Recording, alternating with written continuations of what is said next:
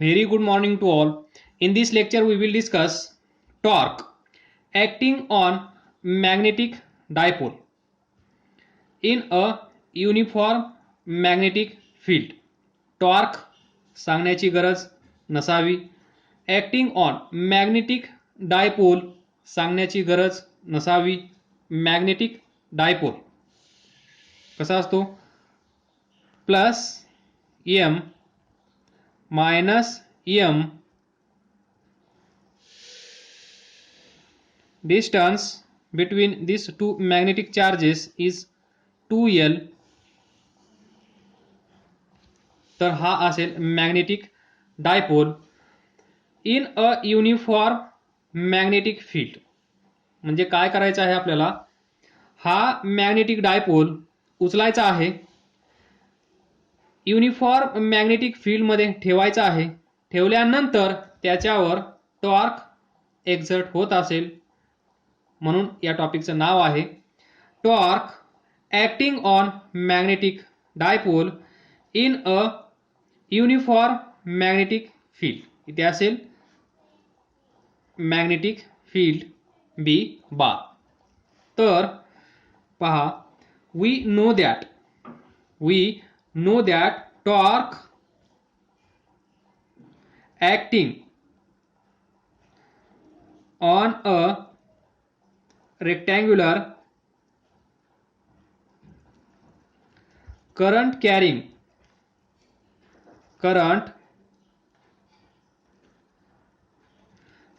carrying coil which is kept in uniform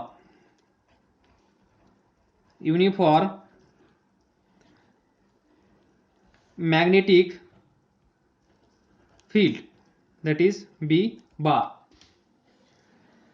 Then this torque is given by torque tau bar is given by m bar cross B bar, where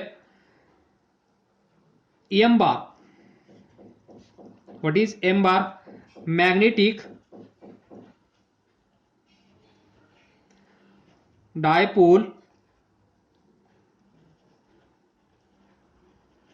moment. तो किती असतो? m bar is equal to charge, magnetic charge into distance between these two magnetic charges. Then this is uniform magnetic field B bar, and this is, no doubt, this is torque acting on this rectangular current carrying coil. One can write this same equation, tau bar is equal to, that is magnitude of this equation, m b sin theta. Magnetic dipole moment, uniform magnetic field, theta is angle between m and b. हा theta म्हणजे या दोघांमधला angle. सांगण्याची गरज नसते किंवा नसावी, हे भरपूर वेळा झाला आहे. a cross b is equal to ab sin theta, where theta is angle between a bar and b bar. त्याचप्रमाणे इथे पण हा theta m bar and b bar या दोघांमधला angle, that is theta. This is magnitude of torque. तर पहा next असंच काहीसं इथे पहा, हा किंवा ही रेक्टँग्युलर करंट कॅरिंग कॉईल आपण युनिफॉर्म मॅग्नेटिक फील्ड मध्ये ठेवली आहे. जर हा आपल्याला काय लर्न करायचं आहे आज, torque acting on magnetic dipole, म्हणजे याच्यावर ऍक्ट होणारा टॉर्क हा टॉर्क आपण पाहिला आहे या अगोदरच्या टॉपिकमध्ये.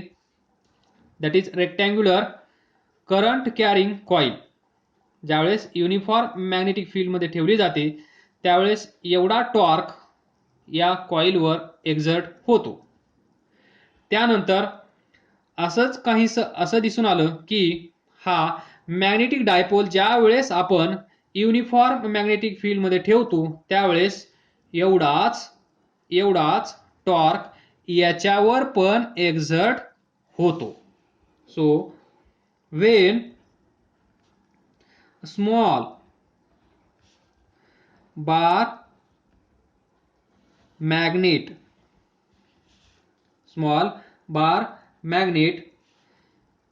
is placed in uniform magnetic field त्यावेळेस पहा स्मॉल बार मॅग्नेट हा कुठे ठेवला आहे आपण युनिफॉर्म मॅग्नेटिक फील्ड मध्ये. चला दिस इज मॅग्नेटिक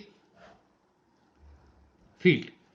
हा छोटासा बार मॅग्नेट. हे असेल साऊथ, हे असेल नॉर्थ. साऊथ म्हणजे -m, नॉर्थ म्हणजे +m. तर तुम्हाला माहित आहे हा प्लस हा मायनस.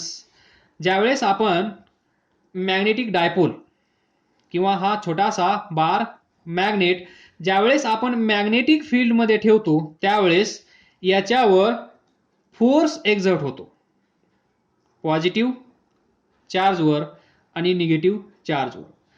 हा पॉझिटिव्ह असल्यामुळे याच्यावर एक्झर्ट होणारा force F is equal to mb असेल, F बार mb बार बरोबर. जर हा मॅग्नेटिक चार्ज जर पॉझिटिव्ह असेल तर याच्यावर म्हणजेच नॉर्थ पोलवर जो फोर्स एक्झर्ट होणार आहे तो फोर्स किती असेल mb. पण या फोर्सची डायरेक्शन कशी असेल, जी डायरेक्शन या मॅग्नेटिक फील्डची आहे तीच डायरेक्शन या फोर्सची असेल. हे आपण या अगोदरच्या लेक्चरमध्ये पाहिलं आहे.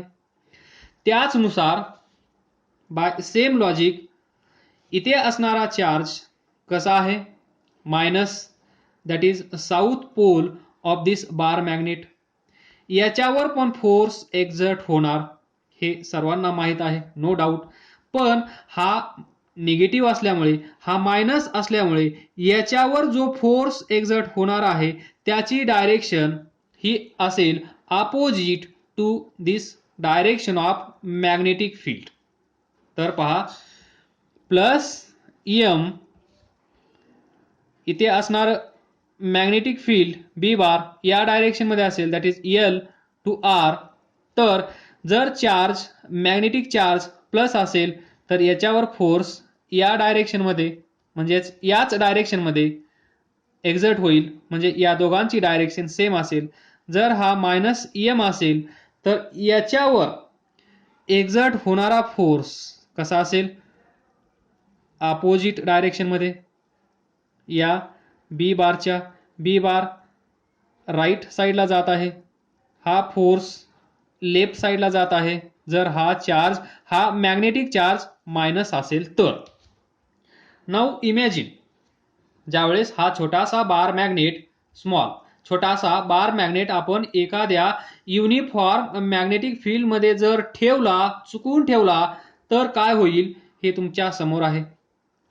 या साईडला फोर्स एक्झर्ट होईल, या साईडला फोर्स एक्झर्ट होईल. या साईडचा फोर्स या बार मॅग्नेटला म्हणेल इकडे चल, या साईडचा फोर्स म्हणेल या बार मॅग्नेटला इकडे चल. मग हा झाला कन्फ्यूज. जर हा कन्फ्यूज झाला असेल तर मग हा डिसिजन घेईल ना मी इकडे ना मी इकडे, मी इथेच स्टेबल राहीन, इकडे पण जाणार नाही इकडे पण जाणार नाही, असा फिरणार नाही किंवा असा फिरणार नाही. बरोबर, जसा आहे तसाच तो आराम करत राहील. आलं लक्षात. म्हणजे when bar magnet is placed parallel to field, इथे पहा कसा ठेवला होता आपण या मॅग्नेटिक फील्ड मध्ये, हा कसा ठेवला आहे, पॅरलली, त्यावेळेस या केसमध्ये नेट फोर्स एफ नेट किती असेल, इकडे राईट साईडला पण एवढाच, लेफ्ट साईडला F is equal to M B bar तेवढाच, हा पण तेवढाच, हा पण तेवढाच, तर नेट फोर्स सांगू शकता तुम्ही किती असेल, 0. म्हणजे याच्यावर कुठल्याही प्रकारचा फोर्स एक्झर्ट होणार नाही. जर याच्यावर कुठल्याही प्रकारचा फोर्स एक्झर्ट होणार नसेल तर हा टेन्शन मध्ये नसेल, आराम करत असेल, ना इकडे ना इकडे, एकाच जागेवर बसून अभ्यास करत असेल, असं तुम्ही विचार करा. त्यानंतर टॉर्क, नेट टॉर्क, जर याच्यावर एक्झर्ट होणारा फोर्सच 0 असेल तर टॉर्क पण कसा असेल, 0.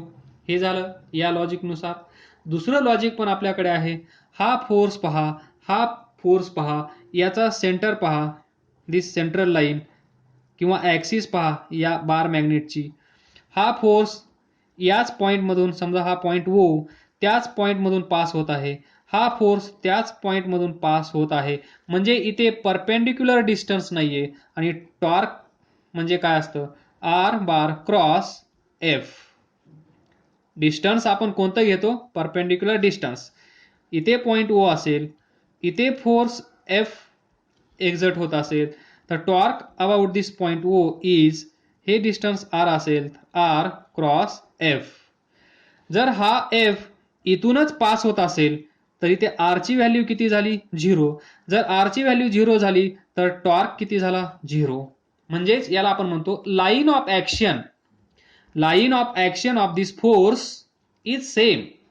याची पण लाईन ऑफ ऍक्शन सेम आहे, म्हणून हे दोघं एकमेकांना न्यूट्रल करतात. किंवा परपेंडिक्युलर डिस्टन्स इथे अवेलेबल नाहीये, म्हणजे आर ची व्हॅल्यू 0 म्हणून टॉर्क 0, किंवा लाईन ऑफ ऍक्शन सेम आहे म्हणून टॉर्क 0, किंवा net resultant force acting on this bar magnet when we keep this bar magnet parallelly into the magnetic field. त्यावेळेस याच्यावर कुठल्याही प्रकारचा ताण नाहीये, फोर्स नाहीये, टॉर्क नाहीये. पण ज्या वेळेस आपण हा बार मॅग्नेट या मॅग्नेटिक फील्ड मध्ये पॅरलली न ठेवता जर आपण असा ठेवला तर मग काय होईल हे आपल्याला या लेक्चरमध्ये पाहायचं आहे. म्हणजे याच्यावर इथे प्लस एम असेल, इथे मायनस एम असेल, इथे फोर्स एक्झर्ट होत असेल, हा मायनस असल्यामुळे या साईडला फोर्स एक्झर्ट होत असेल, आणि इथे पहा line of action of this force and this force is different. बरोबर, पाय दिस इज लाईन ऑफ ऍक्शन, या फोर्सची लाईन ऑफ ऍक्शन, या दोघांमध्ये परपेंडिक्युलर डिस्टन्स अवेलेबल आहे. या केसमध्ये काय होईल, हा फोर्स याला इकडे खेचेल, हा फोर्स याला इकडे खेचेल, आणि मग काय होईल, इथे हा सस्पेंड केला आहे असं इमॅजिन करा, म्हणजे टांगला आहे, तर काय होईल, हा या फोर्समुळे इकडे असा रोटेट होईल, हा एंड या फोर्समुळे असा रोटेट होईल, म्हणजेच इथे रोटेशनल मोशन असेल, प्युअर रोटेशनल मोशन असेल, तर इथे टॉर्क अवेलेबल असेल. कारण रोटेशनल मोशन जर तिथे असेल तर तिथे टॉर्क असेल. कारण या अगोदरच आपण डिस्कस केलं, पॉइंट ओ इथे हिंज पॉइंट असेल, इथे फोर्स एफ अप्लाय केला असेल, हे डिस्टन्स आर असेल, तर torque is equal to R bar cross F bar. तर या फोर्समुळे हे जे असेल ते काय होईल, असं रोटेट होईल. बरोबर, म्हणजे इथे रोटेशनल मोशन आली, प्युअर रोटेशनल मोशन आली ड्यू टू दिस फोर्स. म्हणजे या फोर्समुळे इथे रोटेशनल मोशन आली, म्हणजेच इथे टॉर्क अवेलेबल आहे. ही केस आपल्याला पाहायची आहे. तर ज्यावेळेस अशी सिच्युएशन असते त्यावेळेस force exerted on the poles, that is force M B, या साईडला पण M B, where M is magnetic dipole moment. असं कन्फ्युजन करून घेऊ नका. हा चार्ज प्लस एम आहे, म्हणजे याला आपण काय म्हणतो, magnetic pole strength. Small M म्हणजे मॅग्नेटिक पोल स्ट्रेंथ. याच्यावर फोर्स एक्झर्ट होत आहे या मॅग्नेटिक फील्डमुळे, म्हणजेच F is equal to M B. हा एम म्हणजे पोल स्ट्रेंथ. हा एम म्हणजे पोल स्ट्रेंथ. कॅपिटल एम म्हणजे magnetic dipole moment. Don't get confuse. तर आपल्याला माहित झालं, ज्यावेळेस हा पॅरलली या मॅग्नेटिक फील्डमध्ये आपण ठेवत नाही त्यावेळेस इकडे फोर्स एक्झर्ट होतो, इकडे फोर्स एक्झर्ट होतो. या दोन फोर्सची लाईन ऑफ ऍक्शन डिफरंट आहे. डिफरंट असल्यामुळे हे दोन फोर्स याला रोटेट करतात आणि रोटेट केल्यामुळे इथे टॉर्क अवेलेबल आहे आणि या टॉर्कची व्हॅल्यू किती आहे हे आपल्याला फाइंड करायचं आहे. तर पहा, torque tau is given by m bar cross b bar. This m is magnetic dipole moment, that is m bar is equal to हा छोटासा m into 2l. या दोन चार्ज मधलं डिस्टन्स म्हणजे 2l. m म्हणजे हा m, सॉरी हा capital m. तर लक्षात ठेवा. तर इथे पहा, डायरेक्शन थोडासा विचार करा. या टॉर्कची डायरेक्शन काय असेल. टॉर्क वेक्टर क्वांटिटी आहे, सर्वांना माहित असेल. तर direction of this M bar, direction of this capital M bar कशी असते, from minus M to plus M. या अगोदरच्या लेक्चरमध्ये आपण डिस्कस केलं. मायनस एम कडून प्लस एम कडे. इथे आहे मायनस एम. ही डायग्राम नंतर ड्रॉ करतो व्यवस्थित. मायनस एम इथे असेल प्लस एम, म्हणजेच डायरेक्शन कशी आहे, मॅग्नेटिक डायपोल मोमेंटची डायरेक्शन कशी आहे या डायरेक्शन मध्ये. तर ही डायरेक्शन असेल एम बारची. इथे मॅग्नेटिक फील्डची डायरेक्शन कशी आहे, अशी, बरोबर. या दोघांमध्ये अँगल काहीतरी असेल थीटा, सर्वांना मान्य आहे. त्यानंतर direction of torque by cross product rule. हा ए बार असेल, हा बी बार असेल, इथे अँगल थीटा असेल. तर direction of A cross B bar म्हणजेच युनिट वेक्टर अलॉंग दिस कसा असतो, perpendicular A bar cross B bar, perpendicular to A bar, perpendicular to B bar. In short याला आपण काय म्हणत असतो, this unit vector along this, unit vector along this is perpendicular to plane. Plane ज्या प्लेनमध्ये ए बार आणि बी बार आहेत त्या प्लेनला, म्हणजेच ए बारला आणि बी बारला असं आपण म्हणत असतो. ए बारची जागा घेतली बी बारने, बी ए बारची बी बारने, बी बारची एम बारने. तर इथे असणार हे टॉर्कची डायरेक्शन काय असेल, इथे पहा, एम क्रॉस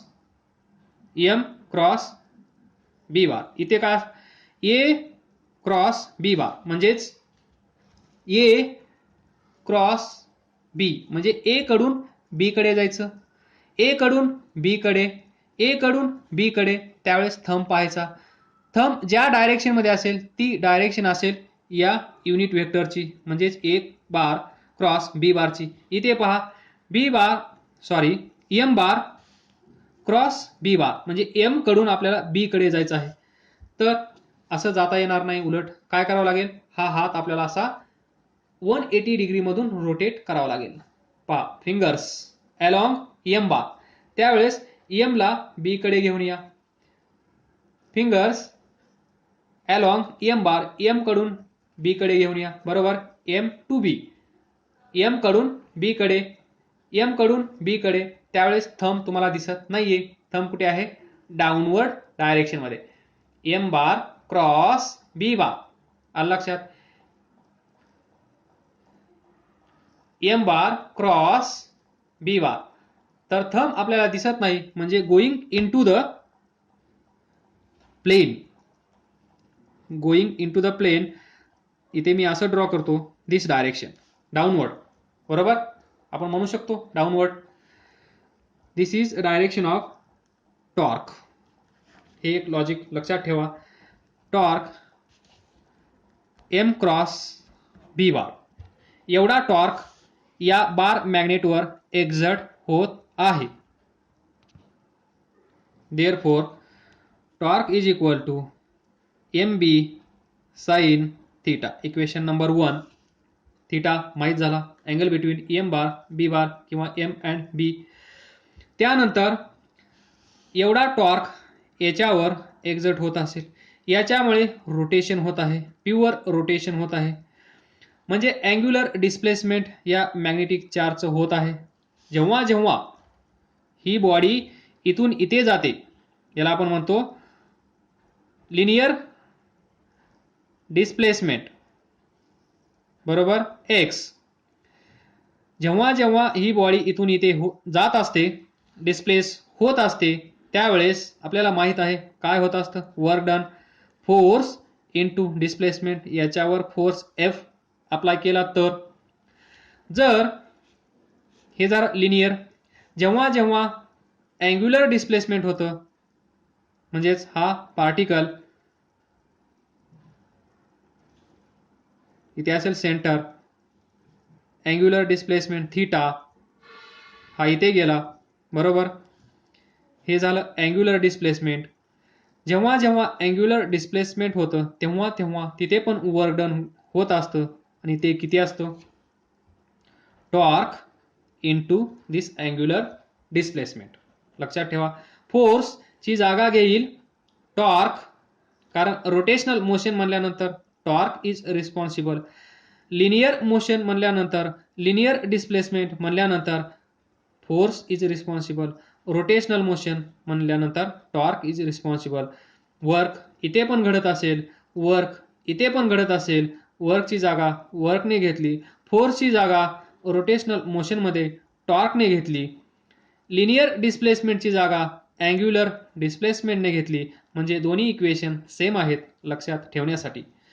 तर एवढं वर्क डन इथे घडत असेल, आणि जेव्हा जेव्हा जिथे जिथे वर्क डन घडतं, वर्क डन घडतं, हे वर्क डन कशाच्या स्वरूपात स्टोअर केलं जातं, त्याचा आन्सर असेल पोटेन्शियल एनर्जी. म्हणजे या स्टेप्स आपल्याला इथे फॉलो करायचे आहेत. अगोदर वर्क डन फाइंड करायचं आहे. वर्क डन फाइंड केल्यानंतर ते वर्क डन पोटेन्शियल एनर्जीच्या स्वरूपात स्टोअर केलं जाईल. ही असेल न्यू पोझिशन. डिस्प्लेसमेंट झाल्यानंतर ही बॉडी इथून इथे गेली किंवा ही बॉडी इथून इथे गेली, म्हणजे ही न्यू पोझिशन. इथे असणारं पोटेन्शियल एनर्जी, इथे असणारी पोटेन्शियल एनर्जी न्यू पोझिशनला, ही आपल्याला फाइंड करायची आहे. तर आपल्याला टॉर्क माहित आहे. तर इथे पहा, दिस इज मॅग्नेटिक फील्ड. त्यानंतर या मॅग्नेटिक फील्डमध्ये आपल्याला ठेवायचा आहे हा छोटूसा minus M plus M. Minus म्हणजे साऊथ, प्लस म्हणजे नॉर्थ, या दोघांमधलं डिस्टन्स 2L. तर याला आपण म्हणतो मॅग्नेटिक डायपोल. याला काय म्हणतो, मॅग्नेटिक डायपोल. त्यानंतर इथे पहा, इथून डॉट डॉट डॉट, इथून डॉट डॉट डॉट, इथून पण डॉट डॉट डॉट. तर हा डॉट डॉटचा काय दिसत आहे तुम्हाला, हा अँगल किती आहे, थीटा. हा आहे राईट अँगल ट्रायंगल. तर हे 2L आहे, हा अँगल थीटा आहे. तर हे परपेंडिक्युलर डिस्टन्स किंवा डिस्टन्स बिटवीन, इथे एक फोर्स आहे, बरोबर, एम बी. इथे एक फोर्स आहे एम बी. याची डायरेक्शन पहा, याच्या सोबत आहे. याची डायरेक्शन पहा, याच्या अपोजिट आहे, बरोबर. तर या दोघांची डायरेक्शन तुम्हाला माहीत झाली. या दोघांमधलं डिस्टन्स कोण सांगेल? हायपोटेनियस 2l आहे, अँगल थिटा आहे, ही साईड म्हणजेच हे डिस्टन्स आहे. तर हे डिस्टन्स किती असेल? 2l sine theta. Distance between line of action of this force and this force, perpendicular distance. Perpendicular distance हा राईट अँगल ट्रायंगल आहे. तर पहा, टॉर्क तर तुम्हाला माहित आहे, इथून पण आपण फाइंड करूया. सेम येतो का ते पाहूया. Torque is equal to force पहा किती आहे? mb, बरोबर. mb या दोघांमधलं डिस्टन्स किती आहे? Into 2l sine theta. थोडक्यात इन शॉर्ट फाइंड करण्याचा प्रयत्न करत आहे, समजून घ्या. फोर्स कपल, हे दोन फोर्स इथे कपल फॉर्म करतात. जेव्हा हा इथे अबाउट दिस, इथे जर याचा सेंटर असेल, इथे जर आपण याला हँग केलं तर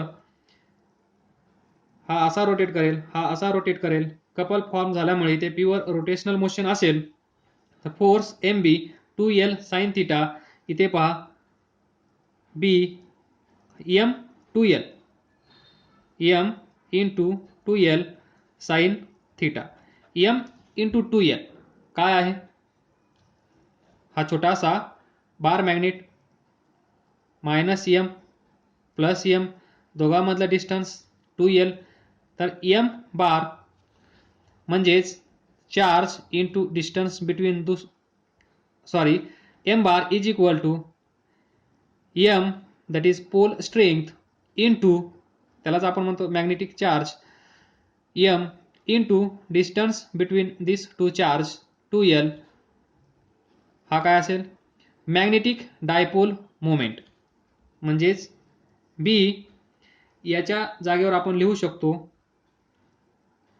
m हा sine theta as it is. तर पहा इथे m b sine theta, m b sine theta, m b sine theta, म्हणजेच m bar cross b bar torque, असंही तुम्ही पाहू शकता. Then we know that magnetic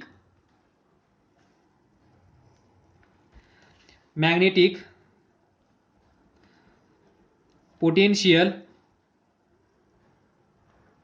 energy is given by um is equal to 0 to theta. सुरुवातीला angle 0 असेल, horizontal position. त्यानंतर तो असा केला, या दोघांमध्ये अँगल थिटा तयार झाला. Initial angle 0, final theta. Then torque at an angle theta into D theta. Torque तुम्हाला माहीत आहे 0 टू थिटा. टॉर्क किती आहे? M B sine theta, M B sine theta D theta, बरोबर. U M is equal to M B, बाहेर घेऊ शकतो, 0 to theta sine theta D theta. This is magnetic potential energy. What is this? This is magnetic potential energy stored at new position. इथपर्यंत काय समजलं नसेल तर विचारा, अभ्यास करत राहा, पुढे जात राहा. All the best. थँक्यू. पुढच्या लेक्चरमध्ये आपण हे कसं सॉल्व करायचं ते पाहूया. याच्यापासून अजून एक नवीन फॉर्म भेटेल तुम्हाला या पोटेन्शियल एनर्जीचा, that is potential energy of bar magnet किंवा मॅग्नेटिक पोटेन्शियल एनर्जी. थँक्यू.